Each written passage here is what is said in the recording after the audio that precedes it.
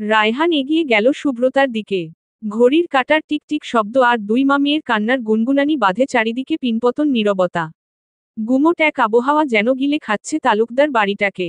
জাহানারা বেগম ছেলের দিকে তাকিয়ে আছেন শুধু। তার শক্তপোক্ত ছেলেটা শরীর ছেড়ে দাঁড়িয়ে আছে। চোখের চাহনিতে হাজারো ব্যাকুলতা। মা হয়ে ছেলের চোখের ভাষা তার বুঝতে দেরি হলো না। তার মনে হলো, সে যদি ছেলেটাকে সেই ছোট্ট বেলার মতো বুকে আগলে নিতে পারত।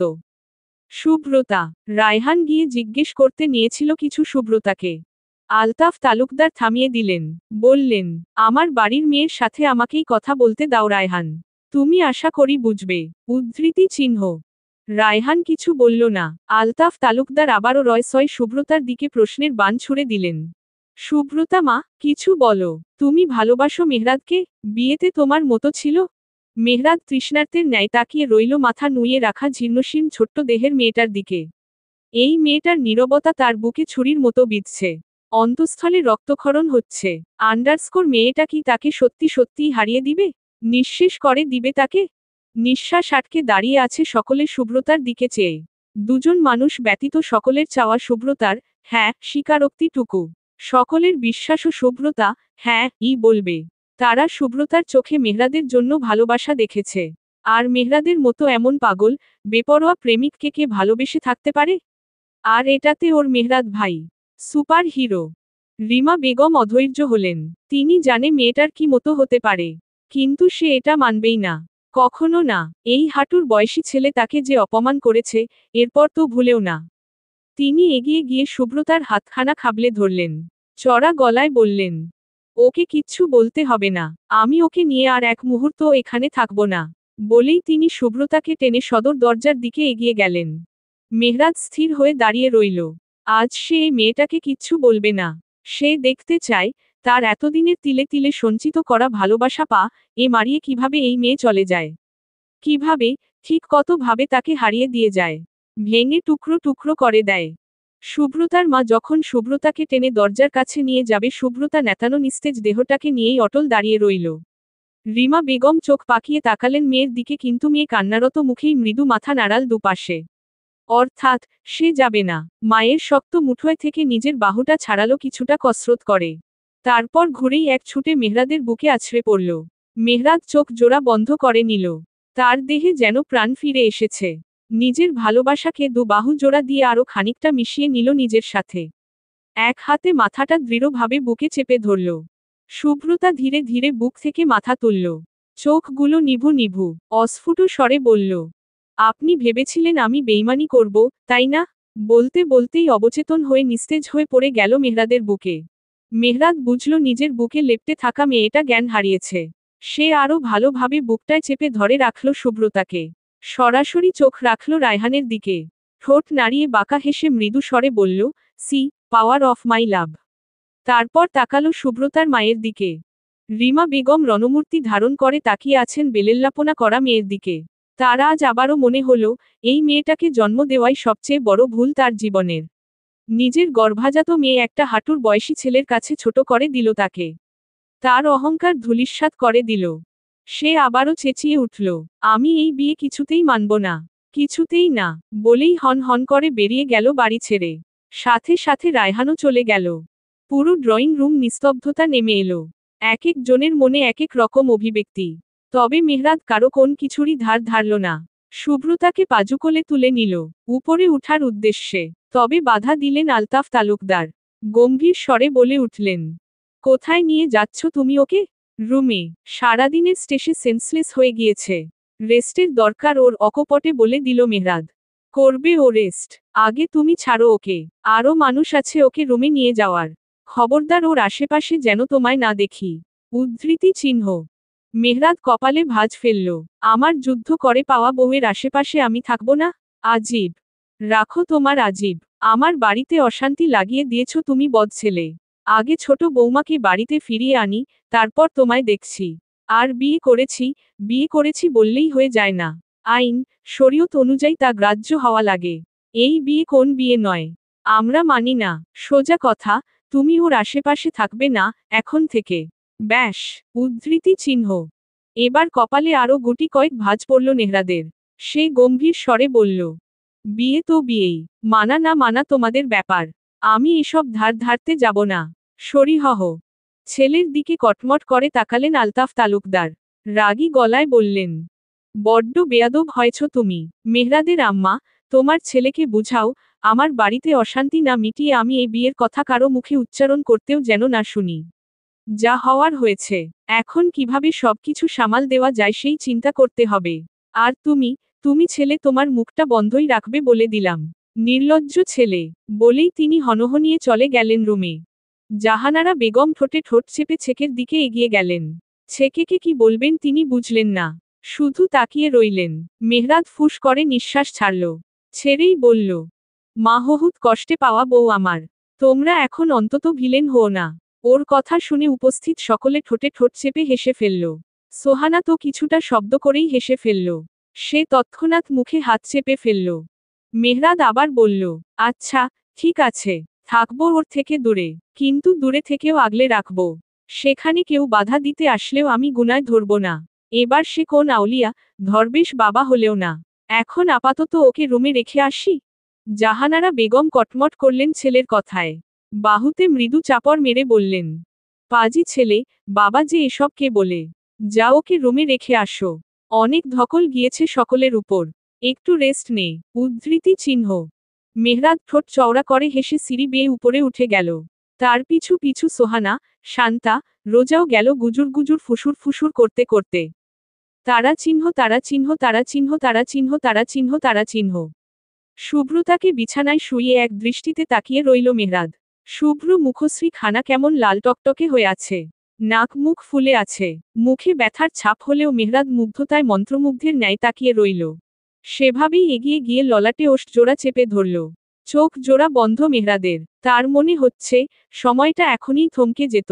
তাদের আর কোন বাধা বিপত্তি না আসত। নিজেদের গুছানো একটা সুন্দর জীবন শুরু হয়ে যেত।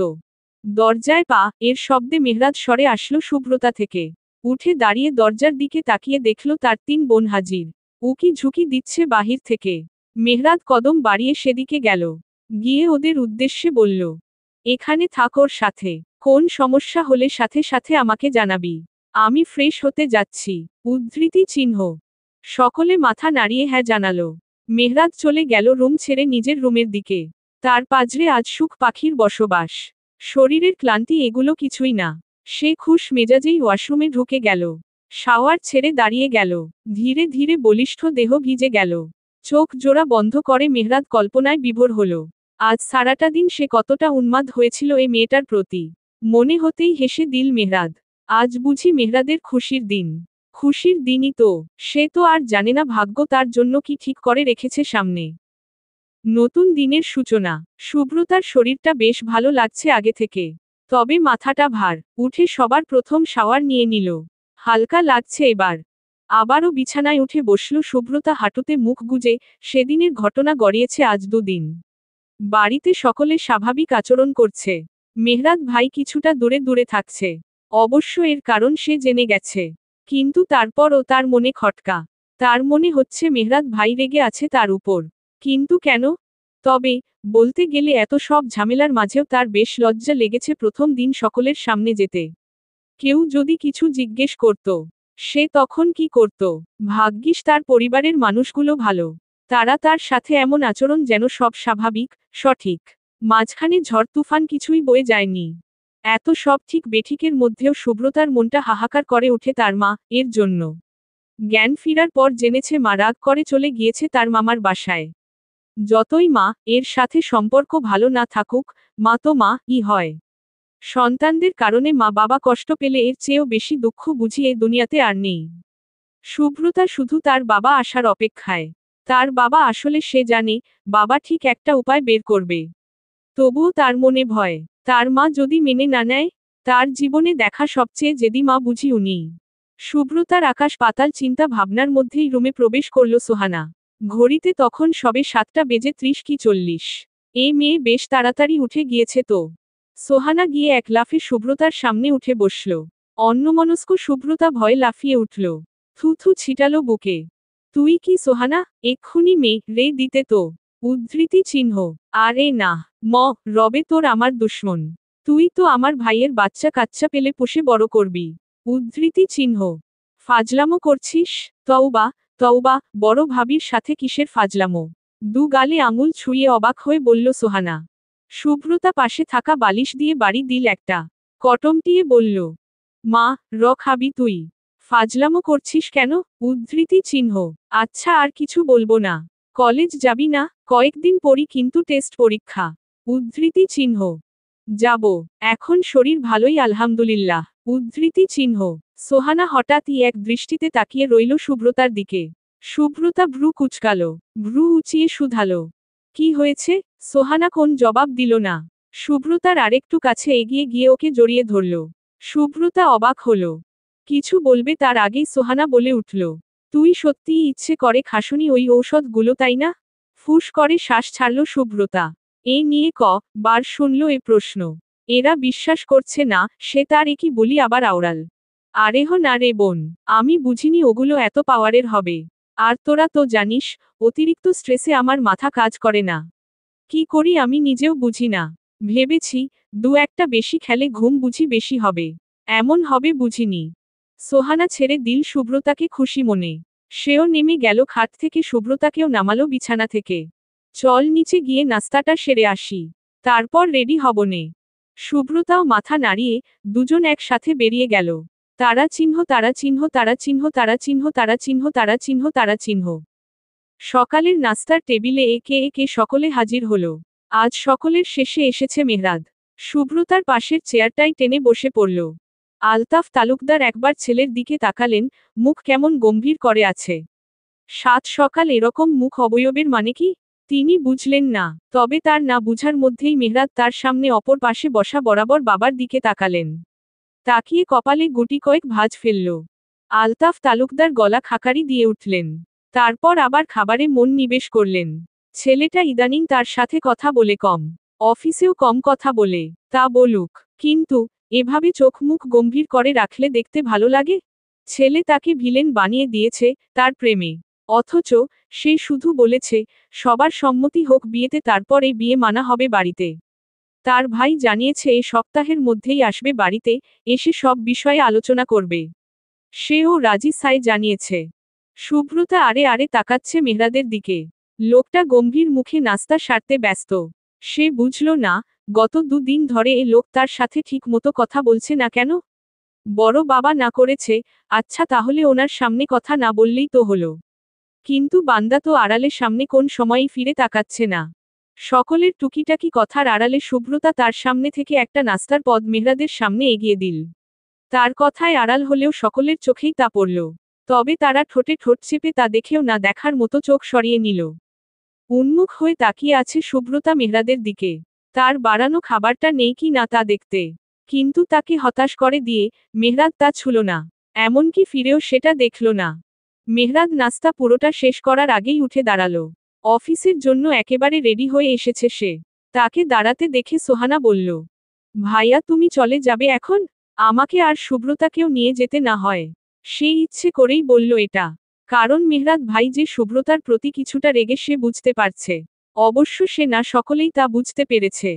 রাগ হওয়ারই কথা, কিন্তু শুভ্রতা তো বারবার বলছে সে এগুলো ইচ্ছে করে খায়নি, এখন তো রাগ ঝেড়ে ফেলে দিলেই পারে, তাই না? কি জানি, তাদের ভাই তো আবার রাগে পিএইচডি করা। রাগ কখন ভাঙে কে জানে। বাড়ির গাড়ি আছে না, ওটাতে যাও। আমার সময় হবে না। কণ্ঠে উপচে পড়া গম্ভীরতা। শুভ্রতা বুঝল এটা তার জন্যই।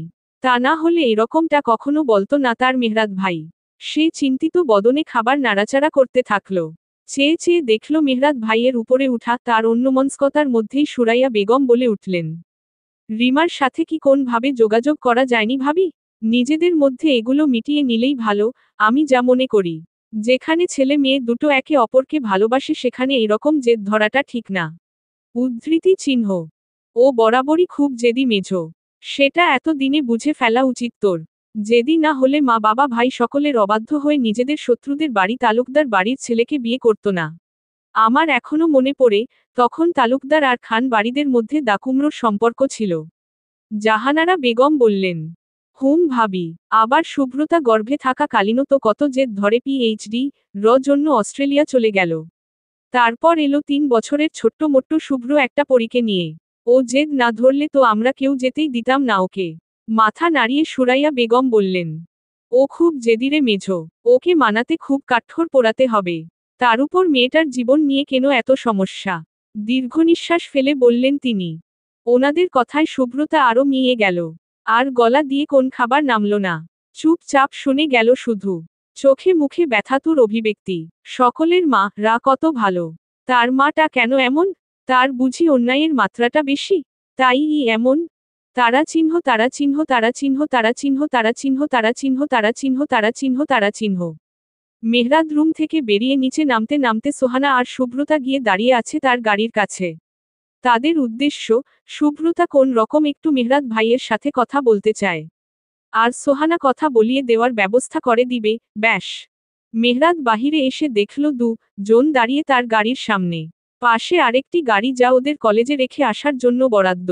সেটা থাকার পরও তার গাড়ির সামনে এদের কি সে বেশ বুঝতে পারল। তবুও তার মুখে কোন অভিব্যক্তি দেখা গেল না। সে ঘাড় এপাশ ওপাশ করে স্বাভাবিক ভঙ্গিতেই গাড়ির দিকে এগিয়ে গেল। চোখে সানগ্লাস, এক হাতে অফিস ব্যাগ আর কোট। ভাইয়া চলো তোমার সাথেই যাই, উচ্ছ্বসিত হয়ে বলল সোহানা। মেহরাদ আঙুলের ইশারায় পাশের গাড়িটাকে দেখালো।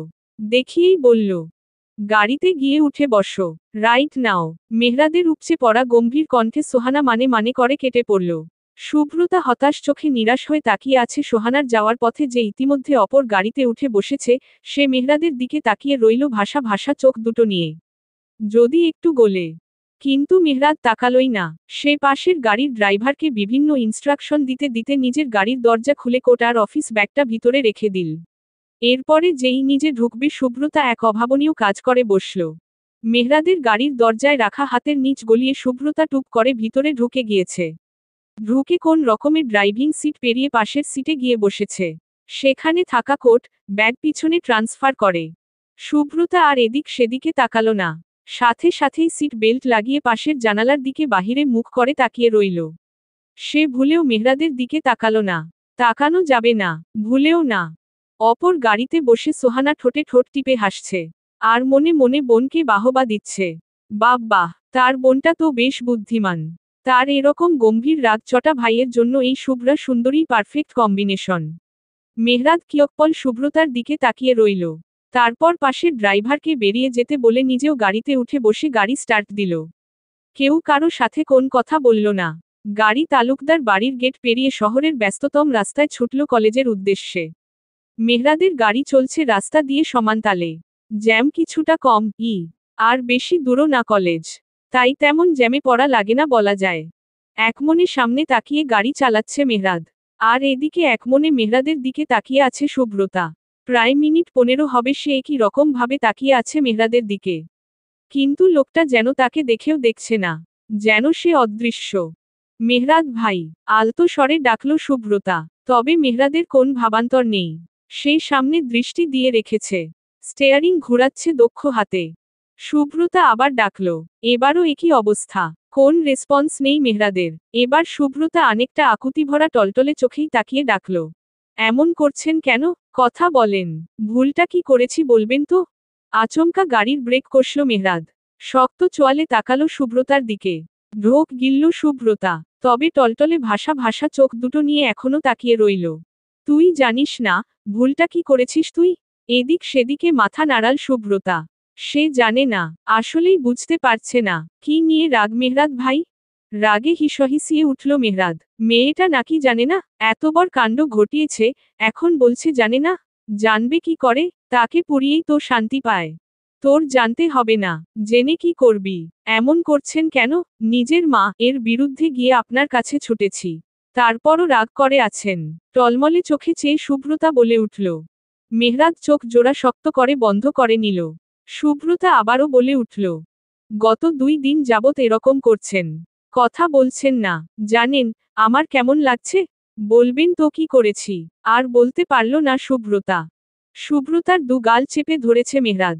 মুখটা একবারে এগিয়ে নিয়ে গিয়েছে শুভ্রতার মুখের কাছাকাছি। ঠোঁট দুটো ছুঁই ছুঁই। হিসহিসিয়ে উঠল মেহরাদ। জানিস না কি করেছিস? কেমন লাগছে তোর? আমার চেয়ে বেশি কষ্ট হচ্ছে? বুঝিস তুই আমার ঠিক কতটা কষ্ট হয়েছিল সেদিন? সুব্রতার চোখ গড়িয়ে জল পড়ল। ঠোঁট নাড়িয়ে কিছু বলতে অক্ষম সে। মেহরাদি আবার বলল, সেদিন ঔষধগুলো খাওয়ার আগে ভেবেছিলি আমার কেমন লাগবে? ভেবেছিলি? কেন করেছিলি এটা? তুই বল, আমি কি করেছিলাম তোর সাথে যার কারণে তুই এরকমটা করলি? সুব্রতার মনে কষ্টের পাহাড় জমল। ফুপিয়ে উঠল সে, গালে চেপে রাখা হাতটা ছুটাতে চাইল, কিন্তু মেহরাদ দিল না, বরং আরো হিসহিসিয়ে উঠল। আমার জবাব চাই সুব্রতা, আনসার মি। উদ্ধৃতি চিহ্ন। ব্যথা পাচ্ছি, অস্ফুট স্বরে বলল সুব্রতা। সাথে সাথেই হাতের চাপ সহজ হলো মেহরাদের। কিন্তু রাগে হিসহিসানো বন্ধ হলো না। মেয়েটা জানে, এই এক ঘটনা, ওর পেয়ারি মা সকলের সামনে উন্মোচন করার পর ঠিক কি অভিযোগ আসছে তার উপর। তার ছোট চাচ্চু ওরফে শ্বশুর মশাই কি বলেছে তাকে? উফ ফফ। মেহরাদের এগুলো ভাবলেই রাগ সপ্তমে পৌঁছে যাচ্ছে। সে সুব্রতাকে মুক্তি দিয়ে আবারও ছিটে অধৈর্য ভঙ্গিতে পিঠ ঠেকিয়ে চোখ জোড়া বন্ধ করে নিল। এদিকে মুক্তি পেয়ে সুব্রতা চোখের জল ফেলে নিজের হয়ে বলতে লাগল, আমি সেদিন ইচ্ছে করে কিচ্ছু করেনি। আমার মাথা কাজ করছিল না। নিজেকে পাগল পাগল লাগছিল। আমি জানতাম না এগুলো খেলে এরকম হবে। সেদিন সেদিন আপনি আমায় বেইমান বলেছি। উদ্ধৃতি চিহ্ন। সুব্রতার চলন্ত ওষ্ঠ জোড়া আঁকড়ে ধরল মেহরাদ। ঠোঁটে ঠোঁট চেপে রেখেছে। ঠোঁটের স্পর্শতে রুক্ষতা। মানুষটা খুব রেগে আছে। কিন্তু তার দোষ কোথায়? ফুপিয়ে উঠল সুব্রতা। চোখের কোল ঘেঁষে নোনা জল পড়ল। মেহরাদ হাত বাড়িয়ে সুব্রতাকে আরেকটু চেপে নিয়ে আসলো নিজের সাথে। মিশিয়ে নিতে চাইল ওকে ওর সাথে। বেশ কিছুক্ষণ পর ওষ্ঠ জোড়া মুখ করে বিড়বিড় করে বলল, শরীর খুব করে স্যারি হেহ, আমার জানটা লক্ষ্মী, খুব লক্ষ্মী, স্যারি জান। এই বাক্য দুটো নিজের ভিতর থেকে গুছিয়ে বলার জন্য মেহরাদের ভিতরে কি যে ভারী এক পাহাড় জমেছিল। অবশেষে প্রেয়সীর কোমলতায় তা উগরে দিতে সক্ষম হল। তার ভিতরে ভয়েরা জেকে বসেছিল, সকলের মতো শুভ্রাও যদি তাকে দোষারোপ করে, দূরে সরে যায়। সুব্রতার মনের ভিতর প্রশান্তির ঢেউ খেলে গেল। চোখে জল নিয়েও চেহারায় প্রফুল্লতার আভাস। সে চোখ জোড়া বন্ধ করে রেখে মেহরাদের নিঃশ্বাসের গতি অনুভব করতে রইল। মেহরাদ আবারও বলল, নিজেকে দোষী হিসেবে মানতে পারছি না। তোকে আবারও আগলে নিতে পারছি না। আমার ভিতরের দহন কাউকে দেখাতে পারছি না। তুই এই কাজটা না করলে এত সব ঝামেলা নতুন করে সৃষ্টি হতো না শুভ্রা। আমি জানি তোর কোন দোষ নেই। থাকতেই পারে না। আমার জান, এ পৃথিবীর সেরা আদর্শ বউ। উদ্ধৃতি চিহ্ন। চোখ জোড়া বন্ধ রাখা অবস্থায়ও সুব্রতার হৃদয় ভাঁজ পড়ল। মনে মনে ভাবল, তাকে টন্ট করছে। সে চোখ জোড়া ছোট ছোট করে মেহরাদের দিকে তাকালো। ফর্সা মুখশ্রী রক্ত লাল হয়ে আছে। চিকন সরু নাকটা বেশ আদুরে লাগছে। মেহরাদ কিছুটা দূরে সরে প্রগাঢ় চোখে তাকিয়ে রইল সুব্রতার দিকে। মেয়েটা তাদের পরিবারের সকলের চেয়ে বেশি সৌন্দর্য নিয়ে দুনিয়ায় এসেছে। আর একটু কান্না করে কি না করে, এর সৌন্দর্য চুইয়ে চুইয়ে পড়ে। মেহরাদ কি বুঝে না? সব বুঝে। এগুলো সব তাকে পাগল করার ধান্দা। এই মেয়ে তাকে পাগল টাগল করে দিয়েছে সেই কবেই।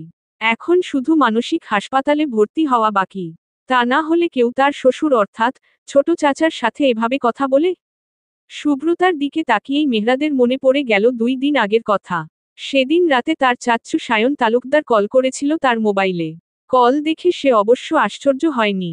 না হওয়ারই কথা। বউ চলে গিয়েছে বাড়ি ছেড়ে। আর স্বামী কল দিয়ে শাসাবে না?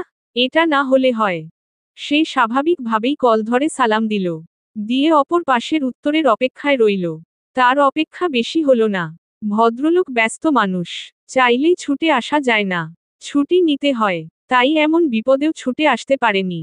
তবে সবকিছু জানার পর ভাতিজার উপর কিছুটা ক্ষিপ্ত হয়েছেন তিনি। তাকে কি একটু আলাদা করে জানানো যেত না? সে না হয় একটু সামলানোর চেষ্টা করত। সায়ন তালুকদার সালামের জবাব নিয়ে গম্ভীর স্বরেই শুধালেন, তা ভাতিজা, সালাম কি চাচ্চু হিসেবে দিলে না শ্বশুর হিসেবে? কোনটা ধরব? মেহরাদ ফুস করে শ্বাস ছাড়ল। মাথার চুল ভিজা, উন্মুক্ত বডি, টাওয়াল দ্বারা মাথা মুছতে মুছতে বিছানায় বসে প্রতিউত্তর করল, তুমি যেটাতে খুশি হও সেটাই ধরে নাও। সম্পর্ক তো দুটোই আছে। উদ্ধৃতি চিহ্ন। মা, খাবে বেয়াদব ছেলে। সম্পর্ক দুটো মানে কি? ওটা কোন সম্পর্ক হলো? আমরা ছিলাম না, এরকমটা কেন করলে? হ্যাঁ, ছিলে তো। এই যে সব টা ভিলেন হয়ে দাঁড়িয়েছ। আরেকজন তো বাপের বাড়ি পাড়ি দিয়েছে। উদ্ধৃতি চিহ্ন। তোমার চাচি হয়। হোক, তোমার রুম থেকেই যাওয়ার পরই আমার মেয়েটা এরকম করেছে তাই না? কি করেছো তুমি? এ যাত্রায় গম্ভীর শোনালো তার কণ্ঠ। তবে মেহরাদের ভাবান্তর দেখা গেল না। সে নির্লজ্জের চূড়ান্তে গিয়ে বলল, এতেও তোমাদেরই দোষ। আমি কিছুই করিনি। যদি আদর করে কিছু করে কাছে রেখে দিতাম তাহলে আর কিছুই হতো না। তোমাদের জন্যই তো পারলাম না। উদ্ধৃতি চিহ্ন। অপর পাশে সায়ন তালুকদার থতমত খেয়ে গেলেন। ছেলেটা তো বেশ নির্লজ্জ হয়েছে। তিনি তাও নিজের গম্ভীর্যতা বজায় রেখে বললেন, চুপ করো পাজি ছেলে। আমি আসার আগ পর্যন্ত আমার মেয়ের ধারে কাছেও ঘেঁষবে না বলে দিলাম। আমি এসে এসব বিষয়গুলো দেখছি। ওর থেকে দূরে থাকবে তুমি। মেহরাদ হ্যাঁ না কিছুই বলেনি তখন। তার চাচ্চু নিজেই কল কেটে দিয়েছে নিজের বক্তব্য রেখে। কিন্তু মেহরাদ তখন কিছু না বললেও মনের মধ্যে এক অজানা অপরাধ বোধ জেগে উঠেছে তখন থেকে। আসলেই কি তার জন্য শুভ্রা এমন করেছে? কিন্তু সে তো তেমন কিছুই বলেনি। বরং এ পর্যন্ত সে যতটা কষ্টে নিজেকে কন্ট্রোলে রেখেছে সবকিছু থেকে এরকম অন্য কেউ করে দেখাক। প্রতিটি পদক্ষেপে শুভ্রার সকল ভুল ঝুঁক, বোকামি, অন্যায়, অপার্থ সব মেনে নিয়েছে নির্দ্বিধায়। আরও নিবে। কারণ এগুলো নিয়েই সে তার শুভ্রাকে ভালোবাসে। তার ছোট্ট শুভ্রাকে এগুলোতেই মানায়। সেদিনের পর থেকেই মেহরাদের ভিতরে এক চাপা রাগ অভিমান জেকে বসেছে। আর দায় কার উপর দিবে সে নিজেও জানে না। নিজের দোষ সেটাও মেনে নিতে পারছে না। শুভ্রতাকেও কিছু বলতে পারছে না। মূলত, ভিতরের অস্থিরতা, অনুভূতিটা কিছুতেই প্রকাশ করতে পারছে না সে। এই নিয়ে দুদিন এগুলো নিয়ে সে নিজেই নিজের সাথে যুদ্ধ করছে। দূরত্ব তৈরি করেছে প্রিয়তমার কাছে। কিন্তু মেয়েটার চোখের জল সব ধূলিসাৎ করে দিতে সক্ষম। এই যে এখন দিল। শুভ্রতা নিজের হাতটা এগিয়ে নিয়ে মেহরাদের ভলপূর্ণ হাতটার উপরে রাখল। রেখে মিনমিনিয়ে জিজ্ঞেস করল, কেউ কি আপনায় কিছু বলেছে? আমার জন্য আপনার অনেক কথা শুনতে হয়েছে তাই না? মেহরাদ নিজের হাতের উপর থাকা ছোট্ট হাতখানা দেখল। মেয়েটা এত বোকা। শুভ্রতার চোখে চোখ রেখল মেহরাদ। মেয়েটা এমন ভাবে তাকিয়ে থাকে। সবসময় বুক পিঞ্জিরায় লুকিয়ে রাখা যেত। মেহরাদ শুভ্রতার ঘাড় গলিয়ে নিজের বলিষ্ঠ একটা হাত ঘাড় কাঁধ সহ আঁকড়ে ধরে বলল, উহু, কেউ কিচ্ছু বলেনি। কিচ্ছু শুনতে হয়নি আমায়। তুই শুধু আজকের পর থেকে এরকম ভুল ভুলেও করার কথা মাথায় আনবি না। ব্যাস, এতেই চলবে। মৃদু মাথা নাড়িয়ে জিজ্ঞেস করল। শুভ্রতাও মেহরাদের মতো ঠোঁটে ঠোঁট চেপে মাথা নাড়াল। তারপর ঘাড়ে রাখা হাতটা ছুঁয়ে বলল, আপনি আর রাগ করে নেই তো? উদ্ধৃতি চিহ্ন। তাহলে এবার যাই, ক্লাস শুরু হয়ে যাবে তো। যা। ঘাড় থেকে হাত নামিয়ে শুভ্রতার দিকে তাকিয়ে বলল মেহরাদ। শুভ্রতা মেহরাদের দিকে এক পলক তাকিয়ে পিছু ঘুরে গাড়ির দরজা খোলার চেষ্টা করে দেখল তা খুলছে না। তারপর মেহরাদের দিকে তাকালে মেহরাদ শুভ্রতার উপর দিয়ে গিয়ে লক খোলার বাহানায় আবারও ঠোঁট দুটো দাবিয়ে দিল নরম কোমল রাঙা উষ্ণ কোপলে। শুভ্রতা চোখ জোড়া বন্ধ করে নিল। বড় বড় নিঃশ্বাস টেনে নিজেকে সামলে নিল। একটু পর যখন বুঝল মেহরাদ ভাই সরে গিয়েছে সে আদুরে স্পর্শের সেই গালে এক হাত চেপে গাড়ি থেকে হুড়মুড়িয়ে বেরিয়ে গেল। এদিক সেদিকে না তাকিয়ে সোজা কলেজের ভিতর চলে গেল। ভবনের ভিতরে যেতে যতক্ষণ সময় লাগলো শুভ্রার ঠিক ততক্ষণ সেদিকে তাকিয়ে রইল মেহরাদ। শুভ্রতাকে ভিতরে ঢুকে যেতে দেখে তারপর সেও গাড়ি স্টার্ট দিল। তালুকদার বাড়িতে প্রায় 2-3 দিন পর কিছুটা প্রফুল্লতা ফিরে এসেছে। আর এর কারণও আছে। রোজা অন্তঃসত্ত্বা আজ সকালেই জানতে পেরেছে এই খুশির খবর। বাড়িতে খুশির আমেজ। সোহানা শুভ্রতার হুড়োহুড়ি চারদিকে। তারা কলেজ থেকে এসে জানার পর থেকেই রোজাকে ঘিরে বসে আছে, নড়ছেই না। আপু তুমি প্লিজ বাবু হলে ওকে নিয়ে আমাদের সাথেই থেকো। কোথাও যেও না প্লিজ। শুভ্রতা বলে উঠল রোজার পাশ ঘেঁষে বসে। তার দেখা দেখি সোহানাও বায়না ধরে বলল, হ্যাঁ আপু, বাবু হলে ওকে আমরা কিছুতেই যেতে দিব না। কত দিন পর একটা ছোট্ট পুচকু আসবে। উদ্ধৃতি চিহ্ন। রোজা হাসছে ওদের পাগলামো দেখে। কলেজ থেকে আসার পরই তার পিছু পিছু ঘুরঘুর করছে দুটো। পাশে থাকা শান্তা শব্দ করে হেসে ফেলল। তোরা কি শুরু করলি বলতো? আপুকে একটু নিস্তার দিবি তো? আসার পর থেকে শুরু করেছিস। তুমি চুপ থাকো আপু। রোজা আপুর কাছ থেকে স্বীকারোক্তি নিচ্ছি আমরা। আপুকে এখন আর এই কানাডা ফানাডা যেতে দিব না আমরা। বলেই মুখ মুচড়ালো সোহানা। ওদের কথার মাঝখানেই জাহানারা বেগম হাসতে হাসতে এগিয়ে এসে বসলেন মেয়ের পাশে। এক একজন এক এক রকম গল্প বিষয় নিয়ে জ্ঞান দিতে থাকলো রোজাকে। রোজা সকলের কথায় সাই জানালো শুধু মাথা নাড়িয়ে। লজ্জায় মুখটা লাল হয়ে আছে। তার এত লজ্জা পাওয়ার কারণও সে ধরতে পারছে না। জাবেরকে বলেছে মোবাইলে মেসেজ দিয়ে। এরপর আর মোবাইল হাতেই নেইনি। কিছু রিপ্লাই দিয়েছে কি না তাও জানে না সে। তার শুধু লজ্জায় হাফসাফ লাগছে। বিকেলটা এভাবেই কেটে গেল সকলের। সন্ধ্যা হতে এক একজন বাড়িতে আসছে আর রোজার মাথায় হাত ভুলিয়ে দোয়া করে দিচ্ছে। জাবির আসলো 8টার দিকে, হাতে ভর্তি মিষ্টি নিয়ে। রোজার লজ্জারা যেন আবার আবির্ভাব ঘটালো তার মুখশ্রীতে। লোকটা একটা সময় তার ভাইয়ের বন্ধু ছিল, তারপর হুট করেই বিয়ে, তবে পছন্দের। তারপর এখন তার বাচ্চার বাবা। হঠাৎ করেই এত লজ্জারা কোথা থেকে তার মধ্যে আসলো সে নিজেই বুঝল না। জাবির এসে রোজার সামনে দাঁড়ালো, হাতে মোবাইল, তাতে সে দুনিয়ার ব্যস্ত এমন ভাব। রোজার সামনে দাঁড়িয়ে ব্যস্ত ভঙ্গিতে বলল, রুমে চলো, কথা আছে। রোজার মনটা আচমকা ধক করে উঠল। লোকটার কণ্ঠটা এরকম শোনাচ্ছে কেন?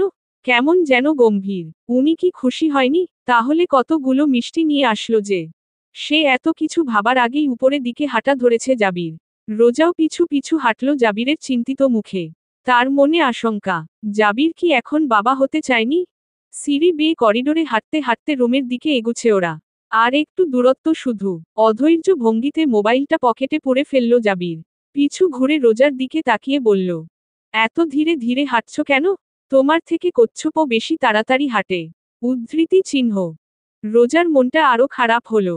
চেহারায় স্পষ্ট তা প্রকাশ পেল। জাবির যেন এতে আরো অস্থির হলো। নিজেই আরো 2 কদম রোজার দিকে এগিয়ে গিয়ে ওকে পাজুকোলে তুলে নিল। আচমকা এরকম কাণ্ডে রোজা হতবাক। বুক ধরফর করছে তার। 2 হাতে জাপটে ধরেছে জাবিরের গলা। চোখে মুখে তীব্র ভয়। তোমার হাঁটতেই হবে না, আমার কোলে চড়ে আসো, অধৈর্য ভঙ্গিতে বলে রুমের দিকে গেল সে। রুমে ঢুকেই দরজা আটকে রোজাকে কোল থেকে নামিয়ে জাপটে ধরে রাখল নিজের সাথে কিছুক্ষণ। তারপর অজস্র চুমুতে ভরিয়ে দিল ওর মুখশ্রী। রোজা হাঁপিয়ে যাচ্ছে জাবিরের পাগলামোতে। কিছুতেই থামাতে পারছে না। সে কয়েক কদম পিছিয়ে গিয়েছে ইতিমধ্যে জাবিরের তীব্র উন্মাদনায়। এবার কিছু না বুঝে বলে ফেলল, থামুন প্লিজ, আমার অসুবিধে হচ্ছে। জাবিরের বুঝি হুঁশ ফিরল এবার। থামিয়ে দিল পাগলামি। রোজার মুখশ্রীটা 2 হাতের আজলায় ভরে অস্থির হয়ে বলল, মোবাইল রেখে কোথায় ছিলে? কতগুলো কল দিয়েছি দেখেছ? আজকেই জানতে হলো এটা? আমি বাসায় থাকতে জানতে পারলে না? তুমি জানো আমার মনে হচ্ছিল সব ছেড়ে ছুড়ে তোমার কাছে চলে আসি। আমার এই ছোট্ট অস্তিত্বের কাছে চলে আসি। উদ্ধৃতি চিহ্ন। হাঁপাচ্ছেন আপনি? একটু থামুন। পাগলামো করছেন তো? করবই তো। আমি বাবা হতে যাচ্ছি। আমাদের সন্তান আসতে যাচ্ছে, এটা পাগল হওয়ার মতোই সংবাদ রোজা। I love you baby. So much love you baby. বলে আবারও চুমুতে ভরিয়ে দিতে থাকলো রোজাকে। রোজার চোখে খুশির অশ্রু। মানুষটা এত খুশি হয়েছে, সে ভাবতেই পারেনি জাবির এত খুশি হবে। সে উল্টো কত কি ভাবল, ধুর। তারা চিহ্ন তারা চিহ্ন তারা চিহ্ন তারা চিহ্ন তারা চিহ্ন তারা চিহ্ন তারা চিহ্ন। শুভ্রতা করিডোরের এক কোণে দাঁড়িয়ে জাবির আর রোজাকে যেতে দেখেছে। ওদের এভাবে দেখে সে নিজেই লজ্জায় রাঙা হয়ে গিয়েছে। লজ্জার মধ্যেই তার একটা হাত তার উদর ছুঁলো আনমনে। নিজের অজান্তেই একটা কথা মনে আসলো, তারও যদি একটা বাবু হতো। সৎবিত ফিরল শুভ্রতার। চমকে উঠল সে। হাত উদ্রের উপর রাখা হাতটা ঝাড়তে থাকলো অনবরত। কিসব ভাবছে সে? বাবু আর তার বিয়েই মানে না, আবার বাচ্চা? তার আবার মনে পড়ল, তাদের যদি একটা বাবু হতো তাহলে তো কেউ আর বিয়েটা না মেনে থাকতে পারত না, তাই না? উফফো, কি সব আজগুবি কথাবার্তা। আজ কি তার মাথাটা গেল খুশিতে? সে এসব ভাবছে তার মেহরাজ শুনলে কি ভাববে? সে তো লজ্জাই মরে যাবে। আল্লাহ, এসব আর আমার মাথায় দিও না। কখন আবার মেহরাজ ভাইয়ের সামনে মুখ ফসকে বেরিয়ে যায়। তওবা, তওবা, ভুলেও এই ভুল করা যাবে না শুভ্রতা। এই লোক যে নাক মুখ কুচকে কুচু বলবে তার আগেই দেখল সিঁড়ি বেয়ে উপরে উঠছে মেহরাজ। এক হাতে গলার টাই লুজ করছে, আরেক হাতে অফিস ব্যাগ আর কি যেন। চোখ দুটো তীক্ষ্ণ হলো শুভ্রতার। গিফটে মুড়ানো ব্যাগ। এটা আবার কার? উম্মম, কার জন্য এনেছে? নিজের রুমের দরজার পর্দার আড়ালে চলে গেল শুভ্রতা। মেহরাজ ভাই এদিকে তাকিয়েছে এক পলক, তাই সে লুকিয়েছে। কিন্তু এরকমটা কেন করলো সে নিজেও বুঝল না। আড়াল থেকে মাথা উকি দিয়ে বের করে দেখল মেহরাজ ভাই চলে গিয়েছে রুমে। পর্দার আড়াল থেকে বের হয়ে হাঁটি হাঁটি পা পা করে মেহরাদের রুমের দিকে গেল শুভ্রতা। তাকে দেখতে হবে না এটা কি এবং কার জন্য এনেছে তার মেহরাজ ভাই। মেহরাদের দরজার সামনে দাঁড়িয়ে উকি ঝুঁকি মারল প্রথম শুভ্রতা। বিছানার উপরেই রাখা ব্যাগটা। মেহরাদকে কোথাও নজরে পড়ল না। সে এক ছুটে ব্যাগটা হাতে নিয়ে নিল। ব্যাগ হাতড়ে বের করল একটা জুয়েলারি বাক্স। ভ্রু কুচকালো শুভ্রতা। খুলবে কি খুলবে না, দোনমনো করেও খুলে ফেলল আর খুলেই দিল এক চিৎকার। নানা ভয় টয় পেয়ে দেয়নি। জুয়েলারির সৌন্দর্যে অভিভূত হয়ে দিয়েছে এই চিৎকার। এক জোড়া ছোট ছোট স্টোন খচিত স্বর্ণের দুল মেবি। এত কিউট। দ্রুত গতিতে ওয়াশরুম থেকে দরজা খুলে বের হলো মেহরাদ। নিজের দিকে খেয়াল নেই তার। দরজা খোলার শব্দে শুভ্রতা পিছু ঘুরল হাতের বক্সটা নিয়েই, আর সামনে যা দেখল তা দেখে পূর্বের চেয়েও দ্বিগুণ জোরে চেঁচিয়ে উঠল। সেই সাথে হাতের সুন্দর ইয়ার রিংসের বক্স খানা ফ্লোরে। একে একে 2 বার এরকম চিৎকারে মেহরাদ হতমম্ব। হলোটা কি? সে এগিয়ে গেল শুভ্রতার দিকে। ভ্রু কুঁচকে জিজ্ঞেস করল, কি হয়েছে? চেঁচাচ্ছিস কেন? মেহরাদকে কাছে এসে দাঁড়াতে দেখে শুভ্রতা তড়িৎ ঘুরে গেল। চোখ খিচে নিল সাথে সাথেই। মেহরাদ আবার ঘুরে ওর সামনে গেল। কপালে ভাঁজ ফেলে বলল, কি হচ্ছে? এবনর্মালদের মতো বিহেভ করছিস কেন? চোখ খুল বলছি। শুভ্রতা মাথা দিকে নাড়িয়ে না বুঝালো। মেহরাদ এবার বিরক্ত হল। বলবি তো হয়েছেটা কি? একবার চেঁচালি, এখন আবার চোখ খিচে সাইলেন্ট মুডে চলে গিয়েছিস। ব্যাপারটা কি? আল্লাহ, মেহরাদ ভাই, শার্টের বাটনগুলো লাগান দয়া করে। উদ্ধৃতি চিহ্ন। ভ্রু কুচকে নিজের দিকে নজর দিল মেহরাদ। বিপদ সীমার কিছুটা উপরে প্যান্ট, বেল্টটা একটু আগেই খুলেছে সে। আর শার্টের বাটনগুলো পুরোপুরি বাঁধন ছাড়া। ব্যাস, এতটুকুই। এতেই এই মেয়ে এমন রং ধরেছে। পুরোটা। মনের কথা আর মনে রাখল না মেহরাদ। স্বগতোক্ত স্বরে বলল, এটুকুতে এমন করছিস? সিরিয়াসলি? উইদাউট ড্রেস দেখলে কি করবি? চোখ খিচে রেখেই বড় নিঃশ্বাস টেনে শুভ্রতা জপতে থাকল, আস্তাগফিরুল্লাহ, আস্তাগফিরুল্লাহ। উদ্ধৃতি চিহ্ন। মেহরাদ বাঁধন হারা শার্টটা একটানে খুলে ছুঁড়ে ফেলল অজানায়। শুভ্রতার চোয়াল ধরে নিজের দিকে ঘুরিয়ে আদেশ ছুড়ল, তাকা, তাকা বলছি। শুভ্রতা দুপাশে মাথা নাড়িয়ে না বুঝালো, অর্থাৎ সে তাকাবে না। মেহরাদের কণ্ঠে গম্ভীরতা বাড়ল। আবারও আদেশ দিল, তাকা বলছি। এবং এক্ষুনি। শুভ্রতা খিচে রাখা চোখ জোড়া খুলল ধীরে ধীরে। মেহরাদের গম্ভীর মুখ খানার দিকে তাকালো সভয়ে। চেহারা লাজে রাঙা হয়ে আছে মেয়েটার। মেহরাদের সেদিকে খেয়াল নেই। সে মুখটা রাগি রাগি করে বলল, কি বললি তখন? কি? এইমাত্র বললি যে আস্তাগফিরুল্লাহ। কেন বললি? আপনি, আপনি অর্ধউন্মুক্ত হয়ে আছেন। লজ্জালু কণ্ঠে বলল শুভ্রতা। তাই বলে আস্তাগফিরুল্লাহ বলবি? তো কি বলবো? এত জিম টিম করে বডি বানাই, দেখবি, ছুবি, টাস্কি খাবি আর মাশা আল্লাহ হাওড়াবি। আস্তাগফিরুল্লাহ কি? শুভ্রতা ঠোঁটে ঠোঁট চাপল। এই মুহূর্তে ঠিক কি বলা উচিত তার জানা নেই। তার কিছু বলার অপেক্ষাও করল না মেহরাদ। নিজেই আবারও ভ্রু নাচিয়ে বলে উঠল, কি? কি? দেখ। কি দেখব? উদ্ধৃতি চিহ্ন। এই যে, কি যে? আচ্ছা, তোকে দেখতে হবে না। আমি তোকে দেখব আর বলবো। উদ্ধৃতি চিহ্ন। কি দেখবেন? তোকে। দেখেন। এভাবে না তো কিভাবে? এই যে আমার মতন করে। নিজের অর্ধোন্মুক্ত দেহটার দিকে ইশারা করে বলল মেহরাদ। শুভ্রতা চোখগুলো বড় বড় করে বলল, আপনি সেরা নির্লজ্জের অ্যাওয়ার্ড পাবেন মেহরাদ ভাই। উদ্ধৃতি চিহ্ন। পেলাম। তাতে কি? সাথে বেহায়েরও। উদ্ধৃতি চিহ্ন। আচ্ছা, সাথে সেরা ঘাড় তোত্তারামোরও। উদ্ধৃতি চিহ্ন। এটাও আচ্ছা। উদ্ধৃতি চিহ্ন। ধুর, এটাও আচ্ছা। উদ্ধৃতি চিহ্ন। আল্লাহ, আপনি আমায় পাগল করে দিবেন মেহরাদ ভাই। উদ্ধৃতি চিহ্ন। আমিও সেটাই চাচ্ছি।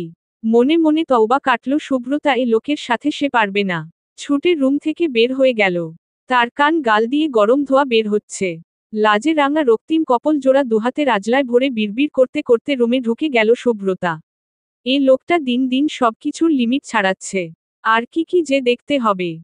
ধপ ধপ পা ফেলে সিঁড়ি ভেঙে উপরে উঠছে শুভ্রতা। হাতে মিষ্টির পিচ।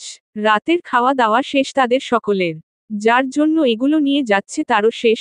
সকলে মিষ্টি মুখ করেছে, শুধু এ ভদ্রলোক করেনি।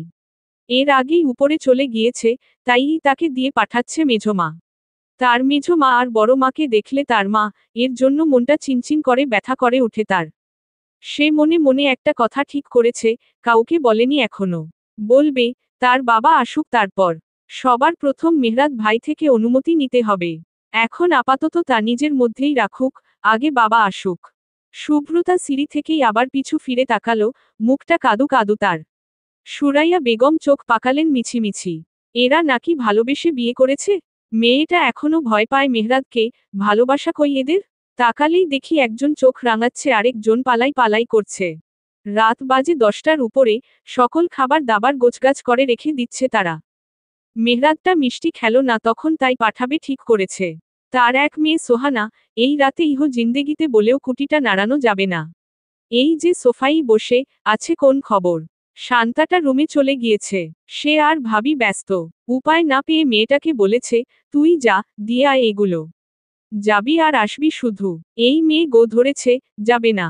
আরে হো বাবা, স্বামী হয় তোর। যাবি না কেন? তোর তো আরো ধেই ধেই করে নাচতে নাচতে যাওয়া উচিত। আর এই মেয়ে কি ভংচং করছে যাবে না বলে। এদের ভালোবাসার বিয়ের রহস্য মাথায় আসে না তার এদের কাণ্ডকারখানা দেখলে। তিনি চোখ রাঙিয়েই কিচেনে চলে গেলেন। বড় যা এর সাথে কাজে হাতে হাত লাগানোর ফাঁকে বললেন, সুব্রতা আর মেহরাত দুটোই ভালোবেসে বিয়ে করেছে দেখে মনে হয় না ভাবি? মেয়েটা এখনো মেহরাতকে দেখলে পালাই পালাই করে। ভয় পায়। ভয় পেলে ভালোবাসল কখন? জাহানারা বেগম ঠোঁটে ঠোঁট চেপে হাসলেন। তার ছেলেটা হয়েছে গম্ভীর, পুরো বাবার মতো। ও সকলের সামনে ভালোবাসা প্রকাশ করতে পারে না। রাগ দেখালেও সকলের সামনে আদিক্ষেতা ওর দ্বারা হবে না, এটাই স্বাভাবিক। তিনি কিছু বলবেন তার আগেই স্বপ্না বলল, আরে হো, আম্মা আমনে কি কন? এই ভয় রেই তো জয় করছে ভালোবাসা দিয়া। এই যে সুব্রতা আম্মা পালাই পালাই করে, এই তহনই তো মেহরাদ আব্বায় আধ রসহাত দিয়া আটকায় দেয়। এডি আমনে বুঝেন না? রাগী বেডাগো ভালোবাসা বেশি। উদ্ধৃতি চিহ্ন। শোনার কথায় জাহানারা বেগম খুক খুক করে কাশতে কাশতে কিচেন থেকে বের হয়ে এলেন। নিজের ছেলেকে নিয়ে এমন কথায় হাসবে না লজ্জা পাবে সে বুঝতে পারছে না। পিছু ঘুরে ছোট যা এর দিকে তাকিয়ে দেখলেন সুরাইয়া বেগম তার দিকেই তাকিয়ে আছে ঠোঁটে ঠোঁট চেপে। মূলত হাসি আটকে। একটু পর দু যা হেসে উঠল। স্বপ্না ভেবাচেকা খেয়ে গেল। তারা চিহ্ন তারা চিহ্ন তারা চিহ্ন তারা চিহ্ন তারা চিহ্ন। সুব্রতা এসেছে মেহরাদের রুমের সামনে, দরজা ভেজানো। নক করল সে, তবে অনুমতির অপেক্ষা সে করল না। তার এত সময় কই, এ লোকের অনুমতির অপেক্ষা করবে সে? মেহরাদ ফাইল ঘাটছিল সেলফ থেকে। দরজা খোলার শব্দে পিছু ঘুরে তাকিয়ে দেখল সুব্রতা দাঁড়িয়ে, হাতে মিষ্টির প্লেট, চাহারায় তেতো ভাব। সে ফাইল হাতেই সেলফে হেলান দিয়ে দাঁড়ালো, বুকে হাত ভাঁজ করে। মেয়েটা এমন মুড নিয়ে আছে কেন? তার সামনে এই মুড মানায়? সে এমন মুড টুডের ধার ধারবে? সুব্রতা এগিয়ে টেবিলের উপর রাখল প্লেটটা। মেহরাদের দিকে না তাকিয়েই বলল, মেঝো মা পাঠালো, খেয়ে নিন। উদ্ধৃতি চিহ্ন। মেহরাদ কিছু বলল না। সুব্রতা চোখ উঁচিয়ে দেখল মেহরাদকে তার দিকে জোহরি চোখে তাকিয়ে আছে। সে থতমত খেয়ে গেল। আস্তে করে বলল, আসি। দাঁড়া। এগিয়ে এসে বলল মেহরাদ। সুব্রতা দাঁড়িয়ে গেল। মেহরাদের কথা শোনার অপেক্ষায় রইল। তখন তো চলে গিয়েছিল, কিন্তু সেই ইয়ারিংসগুলো নিয়ে মনে খচখচানিটা তার রয়ে গিয়েছে। তখন থেকেই মুখ ভোতা হয়ে রয়েছে তার। এগুলো কার জন্য এনেছে? কি হয়েছে, মুখ লটকিয়ে রেখেছিস কেন? সুব্রতার মুখের ভোতা ভাব আরও বাড়ল। মাথা নিচের দিকেই নুইয়ে রাখল। কিছু জিজ্ঞেস করেছি আমি। সুব্রতা ওড়নার কোনা পেঁচাতে থাকলো আঙুলের ডগায়। সে দ্বিধায়। ওগুলোর কথা জিজ্ঞেস করবে কি করবে না তা নিয়ে। তার জিজ্ঞেসও করতে হলো না, এর আগেই মেহরাদ বলে উঠল, যেগুলো ফেলে দিয়ে গিয়েছিলি সেগুলো রোজার জন্য গিফট ছিল। মামা হতে যাওয়ার খুশিতে। সুব্রতা তাড়াক করে তাকালো মেহরাদের দিকে। কিভাবে বুঝল? আর সেগুলো রোজা আপুর ছিল? ওহ, তাহলে তো ভালোই। তার স্বস্তি লাগছে এতক্ষণে। এতক্ষণ কেমন যেন লাগছিল। ওহহ, সুন্দর হয়েছে ইয়ারিংসগুলো। উদ্ধৃতি চিহ্ন। সেকেন্ডের মধ্যে সুব্রতার হাবভাব চেঞ্জ দেখে মেহরাদ শিওর হলো মেয়েটা এগুলো নিয়েই দোনমনো ছিল।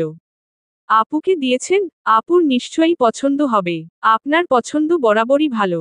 ওগুলো খুব সুন্দর হয়েছে। খুশি মনে বলল সুব্রতা। হুম, দিয়েছি। সুব্রতার দিকে আরেকটু এগিয়ে বলল মেহরাদ। আচ্ছা, মিষ্টি খেয়ে নিয়েন। আমি আসি হে। উদ্ধৃতি চিহ্ন। কি মিষ্টি খাবো? কেন? এগুলো। হাতের ইশারায় টেবিলের প্লেটটা দেখালো সুব্রতা। মেহরাদ সেদিকে তাকালো না। সুব্রতার মিশে দাঁড়িয়ে বলল, এগুলো মিষ্টির মতো লাগছে না। উদ্ধৃতি চিহ্ন। হ্যাঁ, মিষ্টিকে মিষ্টির মতো লাগছে না? আরে হো, আমরা সকলে খেয়েছি। বেশ সুস্বাদু খেতে। খেয়ে দেখেন। উদ্ধৃতি চিহ্ন। তুই খেয়েছিস? হুম, খেয়েছি তো। সুব্রতার দেহ ছুঁই ছুঁই হয়ে দাঁড়িয়েছে মেহরাদ। সুব্রতা একটু পিছিয়ে যেতে চাইল, কিন্তু তার আগেই এক হাতে সুব্রতার চিবুকটা তুলে ঠোঁটে বৃদ্ধা আঙুল ছোয়ালো মেহরাদ। তারপর ঘোর লাগা কণ্ঠে বলল, তাহলে আর ওগুলো খেতে হবে কেন? এখান থেকেই তো টেস্ট নেওয়া যায়। বলেই সুব্রতার ঠোঁট জোড়া দখল করে নিল। সুব্রতা হতভম্ব। দু হাতে আঁকড়ে ধরল মেহরাদের কাঁধ। মেহরাদের আশ্লেষী ছোঁয়ায় সায় দিতে বাধ্য হলো তার নারী সত্তা। চোখ বুঝে নিল সহসা।